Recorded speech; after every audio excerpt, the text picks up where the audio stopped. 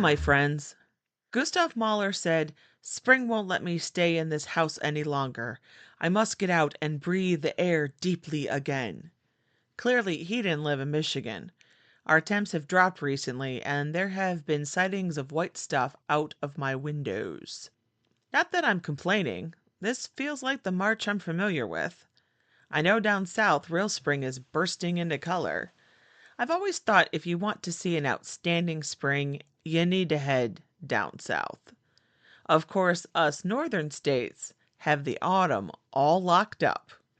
Makes for a good reason to travel. However, you won't need to pack a bag to journey with me today. Author Janice Robinson Daly takes us on a trip through genealogy to discover a fascinating past. I hope you stick around to hear her story. Also, afterwards, I have an announcement about my Story Share series for 2024. Welcome to Jacqui Just Chatters. Thank you for joining me. I'm your hostess, Jacqui Lentz, and I'm trying to make the world a little better, one story at a time. Whimsical episodes come out every other Tuesday. What's your story? If you've got one, reach out via my website. Now let's get chatting. Welcome back, my friends. Today I'm chatting with Janice Robinson Daly, author of the historical novel, The Unlocked Path. She is a Boston gal through and through, with a degree in psychology from Wheaton College and a career in marketing and sales. Janice, thank you for making time to talk to me today. Thanks so much for having me, Jacqui. I'm looking forward to our chat. After our earlier conversations, I am so happy to have you on the show. Let's begin with you sharing a little about yourself. Who is Janice Robinson Daly?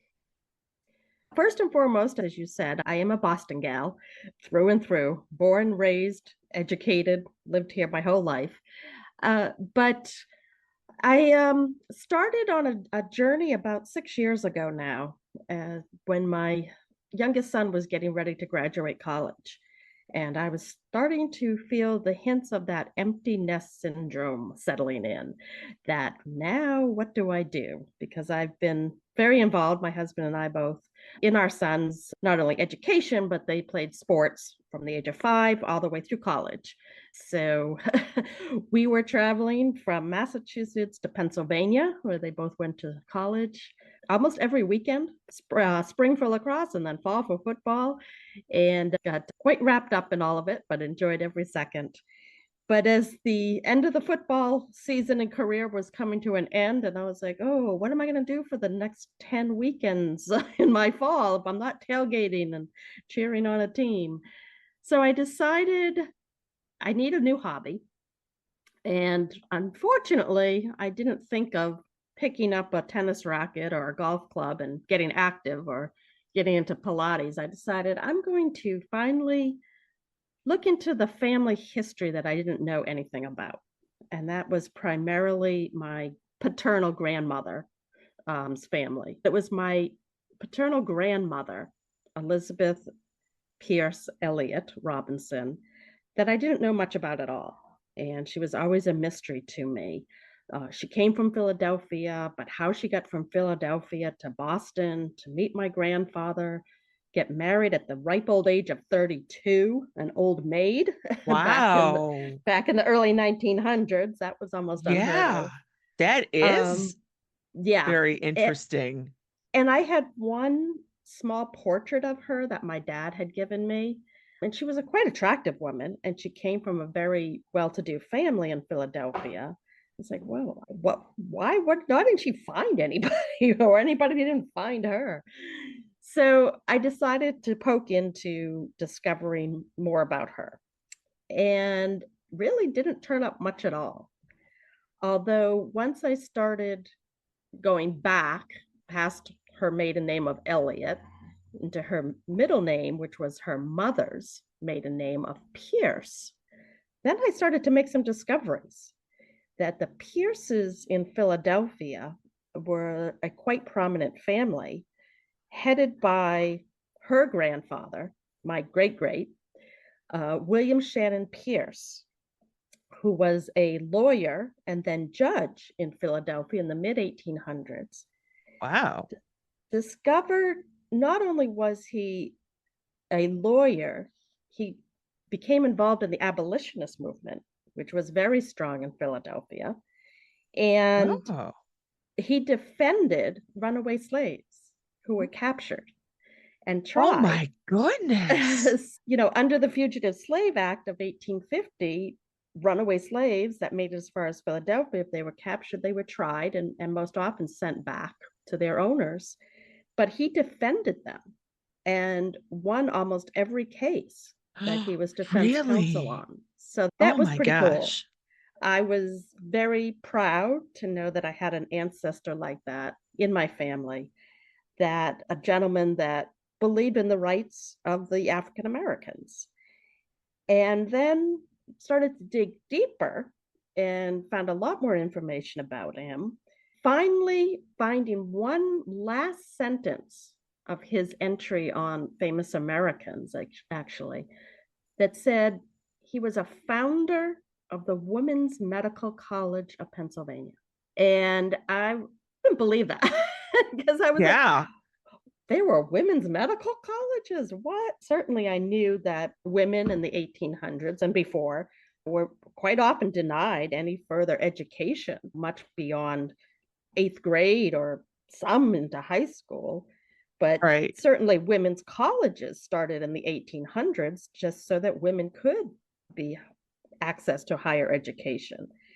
And I went to a women's college, Wheaton College in Massachusetts, and really thought that, wow, I want to learn more about the women who were brave enough to go to medical school and persevere in that time when they were denied admission to most of the medical schools in the country. And only less than 5% of all doctors in the country were women at the time in the late 1800s. So When did the the college start? What was the first year for that medical college? 1850. So at the Wow. same time that my great great grandfather was defending the rights of the runaway slaves, he was involved in the rights of women to be educated. And he had seven daughters. you Oh, know, wow. he was probably influenced perhaps at home I, or encouraged them to be educated themselves. So that was pretty cool. And the more I started to dig into this college, and then I started to meet actual graduates of the college that became oh, doctors, wow. I was like, oh my goodness, these women need to be celebrated. They need to be honored. Their achievements have been in the shadows of history. Somebody needs to tell their story. I guess it's going to be me. So I decided to write a book. And Now, did any of his seven daughters end up going to this college? I researched each one through the archival material of the college, and I could not find that any of them went. And of the seven daughters, only three married.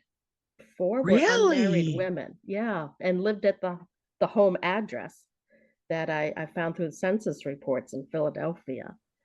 That helped shape my book as well because my fictional character is greatly influenced by some maiden aunts who I all gave professions, thinking that I bet the judge, believing in women's education, did encourage them to explore some type of profession.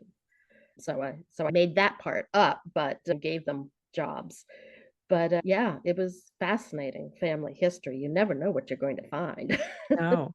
I did find only one came up in any initial research that it appears, and I'm just going off of the alignment with the spelling of the name because Pierce in my family is Peirce. So Okay. fairly unusual spelling.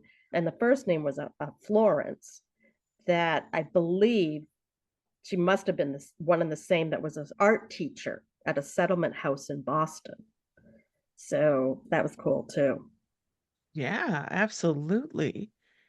Now, why did you pick genealogy to be your hobby, the thing that you were gonna like basically find fulfillment with? Like, I like genealogy. I have spent way too many hours digging into my family or my husband's family's past. And I know I love history. And for me, learning about the past is even better through people's lives and stories. So Mm. that's why I like it. What got you into deciding this was going to be the thing? Yeah, I've always been interested in history. For a while, I thought I'd be a history major in college until I started to think, what am I going to do with a history degree? That's legit. But I think it was just wanting to learn more, to find that connection. This grandmother, I never knew her. She passed 5 years before I was born. So there were just always these mysteries about her. And I never took the time to ask my dad about her before my dad passed. I was only 29 when I lost my dad. So still fairly young and stupid that I didn't think to probe him more about that part of his family and my family. And I just got fascinated. And the more kind of branches of the tree I was finding, I just got swallowed into the rabbit hole and kept making little discoveries that I thought were really cool. I hope you are enjoying this episode of Jacqui Just Chatters. I would like more people to join our community here, and you can help. Most people learn about podcasts from word of mouth, so tell your friends or post about the program on your social media. Also, shows with more positive reviews and 5-star ratings get wider promotion on apps. Leaving a quick 5 stars or mentioning why you like the show makes a difference. Together we can spread those positive vibes. Thanks again for listening. I'm grateful for you. Now back to the show. The research turned into a book, and that was one way it impacted you. Were there any other ways that doing all this research and learning about the family history, were you making connections, or how did it transform you besides just writing the book? My dad's side of the family, fairly small. He only had one brother, and he had some first cousins that he was very close to, basically grew up with them in the same neighborhood. But he and his brother were estranged most of their adult life.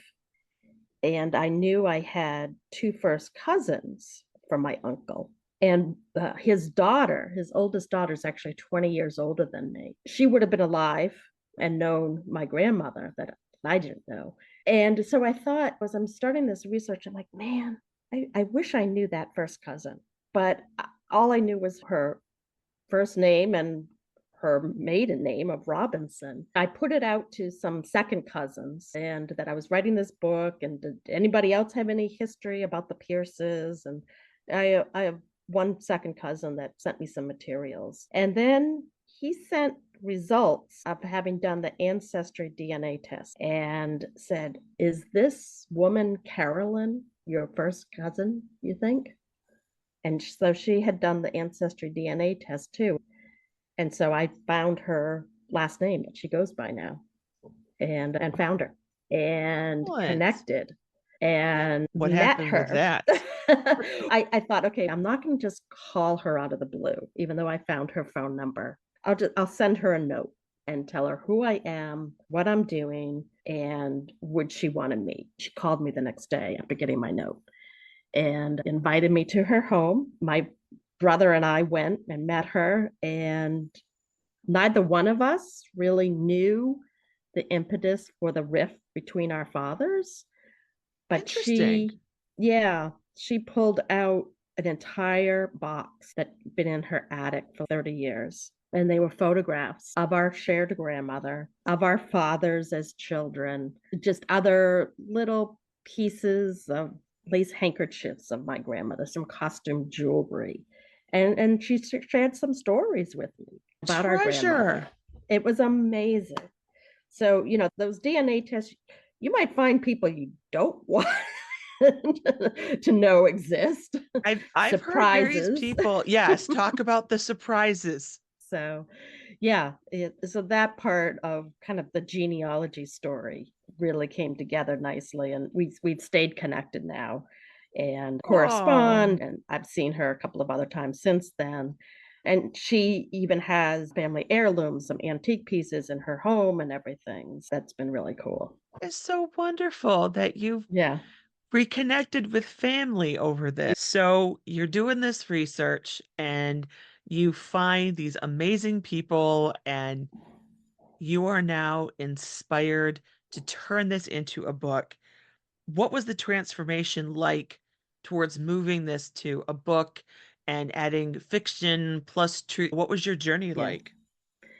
I don't have any creative writing background. Certainly business writing, but beyond a couple of required English classes in college at a liberal arts school, no creative writing.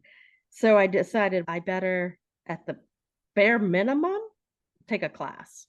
So I was able to enroll in an online creative writing class, which was great foundation to learn the basics. At the same time, doing more research about the college, about the women, reading other fiction books of that had themes that I knew I wanted to have introduced into my story, that strong sisterhood idea among the women students. I didn't really do an outline per se, but just sitting down and envisioning different scenes and then starting to link them together.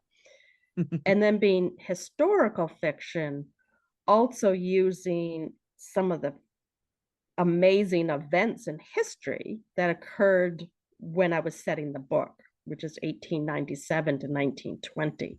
So a very rich period of historical events, World War One and the Right. suffrage movement that was so active. Sounds fantastic. What did you enjoy the most about writing the book? Probably trying to get into the character's head and making sure that they were distinct personalities. So really trying to craft them so that they became relatable and were true to their character throughout the book. So if one character who's my main character's best friend and confidant and classmate, she's based on a real person, Olga Pavinsky, that I read about. And I knew from my research about Olga that I thought she had a sharp wit. So I wanted to play up on that and make sure that throughout the book she could be a little sarcastic, but she could have fun, and she would also be the a little bit of the straight shooter to my main character, who might come off as a little flighty sometimes. And the same thing with another classmate who was based on a woman who became a surgeon. I needed her to be very precise and straight and narrow, like a surgeon, focused. So keeping the characters true to themselves throughout the book. I really enjoyed that. Did your degree in psychology, did you find that help you with creating and defining your characters? Did you end up like using that or no? Certainly, just understanding basic human motivations, right? And needs certainly always influences a character. What is their true goal here? And what motivates them to achieve that goal? So I think definitely. Now, I've seen other writers who will go as far as to look at the standard personality tests that Oh my psychologists will gosh. use, and they'll use that to define their characters. Now Never I thought won't go about that that, but far. I Yeah. could see how that could be helpful. Where can people find your book? Sure, certainly Amazon paperback, Kindle, and Audible are all available on Amazon, as well as barnesandnoble.com. But you can ask any independent bookstore to order it for you. It is available through Ingram distribution, so any independent bookstore can access it. Libraries can order it. I'm actually in probably close to 30 library systems across the country right now, and but libraries can always order it as well. And Fantastic. I make signed copies available if people want to get a hold of me through my website, which is just Janis, JANIS, Daly, DALY.com. I'm going to have links to all of this stuff in the episode notes. Speaking of links, I want to talk about your Facebook page and this thing you do in March that my friend Kara Infante, who connected Mhm. us together from her podcast, Bookish Flights, she was telling me about this fabulous thing you do about women in March. So Yeah, tell us about what you've got going on your Facebook page. March is Women's History Month. And so I decided last year that I would put together a curated list of 31 titles to read for Women's History Month. So 31 historical fiction. I wanted to stick to one genre and all by women authors to celebrate women. So on every day of the month, I feature a different book from that list. It's been really cool because once I've settled on the list, usually by the end of December, I then contacted the 30 other authors whose book was on my list and gave them some tools. So, in an effort really to raise all boats, if you will, Absolutely. um, I think that is such a yeah, wonderful so thing. everybody can share the hashtag 31 titles women in history, share their book, but then also share information about all the other books on the list. Point people to my website where they can access the list and print it out even. I've got a downloadable people can print out and have handy or take with them to the bookstore or library. I've made some fabulous connections with other authors. That has been a true pleasure. And to see it take off a little bit when people are sharing it is has been great. Do you solely research and look for the books and choose them, or do you get people saying, "Oh my gosh, I know this great book. You should think about adding it to your list." Is it a solo project or are you getting help? Oh, I definitely need help because I can't research and look for all of them. And I want to know books that people have enjoyed so that they must be a good book. And so I do actually have open right now, and I'll have it open through the first part of April. And I'll give you the link for this one too. I have a survey that people can fill out and tell me which books have you read, which books are you adding to your to be read pile. Do you have any recommendations for my 2025 list?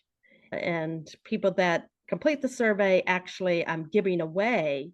I'll do some random drawings at the middle of April because I got review copies from almost all the authors. So I'm going to pass those forward Oh, and give those nice. away to folks that answer the survey.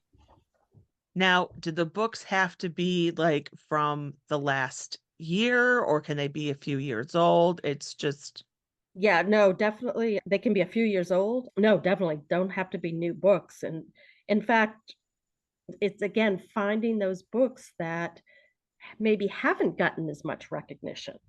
Some of those authors who aren't with the big presses, and so their books haven't gotten the recognition and awareness, but they've written incredible stories about incredible women, and more people need to know about them. wonderful. I'm excited to go fill out your survey now. Great. What is your next step? Next step is there is a sequel coming out to the Unlocked Path in September 5th of this year, The Path Beneath Her Feet. It will continue the story of my main character, Eliza Edwards, bringing her into the next chapters of her life. It will be set in the 1930s and 40s. So Man, talk a about an exciting period. yeah, so a more great history to pull upon. Eliza in the first book was starting medical school at the age of 18, which you could do. Young student, young graduate, young woman doctor, the turn of the 20th century. But now by the 30s and 40s, she's a mature woman. And what does that look like for us? And we don't often have as many mature protagonists in fiction. Yes. So, Oh, I agree that yeah, yeah, middle age. It's not, things don't stop happening to you once you no, we're hit not 30. done yet. And now I'm trying to start concepting. what's next, because I'll be done with these characters and probably even with this subject matter. I want to kind of go beyond now and find something else. Sounds like you need to hit the genealogy charts again. Maybe. Do some more research. You never Maybe. know where that next inspiration's going to come from. Yeah. I want to wish you all the luck on your new book and your website. You've got a lot going on. It's amazing. You've been a wonderful guest. Thank you so much for sharing your history of Cape Cod with me personally and telling your delightful story to my listeners. So thank you very much for being here. Thanks so much, Jackie. I really enjoyed chatting with you. I love doing this podcast. It gives me the opportunity to meet and talk with wonderful people like Janice. I am so honored by all of those who are willing to share their stories with me. I think they are one of the best gifts one person can give another. I'm looking forward to sharing plenty more on this show. I love hearing your stories, and here's an opportunity for all you storytellers. I'm announcing the schedule for the Story Share series on this program for 2024. And to be clear, you do not have to be a professional writer to submit, by the way. Lots of everyday people have amazing stories. Here are the themes and dates for the year. Our next theme is endings. This could be the end of a relationship, a job, a hobby, activity, phase of life, etc. I am not looking for an end of life story for this episode. The due date for that is April 28th. It's coming up soon, folks. The following theme is vacations. I think that's pretty self explanatory. Those are going to be due June 30th, 2024, for a summer episode. The last opportunity is spooky stories. I'm looking for ghosts, haunted houses, witches, etc. We want something with a thrill and or a chill. Now note, this is the only theme for which you can submit fiction. And those are going to be due October 6th, 2024. I know I've thrown a lot at you, and that's okay because I've posted all this information and submission details on my Facebook and Instagram accounts. I'll have links to those in the episode notes. You can send in a submission anytime before the deadline. I just won't be making any final decisions until after the due date. If you know any writers or storytellers, please share this with them. Thank you so much. A shout out to all my New York listeners. Last year, I did an interview with Jeff Anderson, who wrote a book about working for the Long Island Railroad. Well, his novels just hit the shelves. You can find 30 Years Behind the Throttle on Amazon. Remember to pause and find the wonder in each day. Until next time, I wish you well.